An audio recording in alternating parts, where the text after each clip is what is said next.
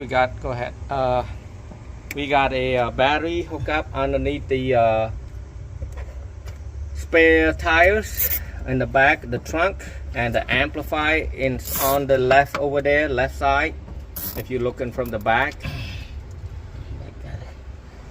So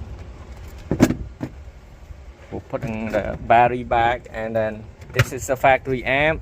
This is where we're gonna run the wire to the back over there to the line out converter. The power will go straight here all the way to the back. I got the speaker wire. I'm gonna run it to the front over there, and then blue yellow is for positive. We're gonna hook it up to the red, and then white yellow to the negative. I'm gonna look like somebody installed this before. I hope it's working because I don't know why they do that. I'm using a male quick disconnector. It's easy. So I got blue yellow. It's gonna go to the positive. Just plug it right into this T-tap, and then the black one go to this white yellow.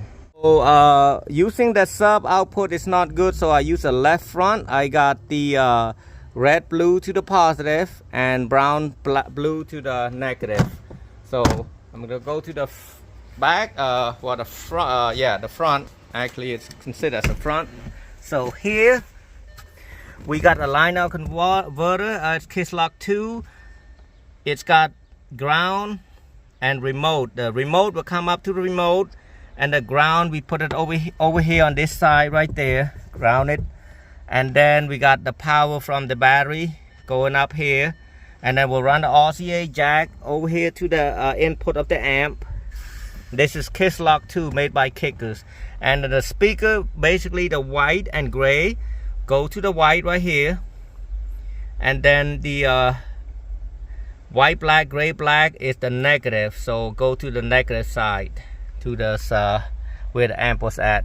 And then you got positive and negative right here. I ran 4 of them, but I didn't know this is the 2 ohm right there, so I kind of bridge them. So positive right here and negative right there, and that's how you hook up this amplifier.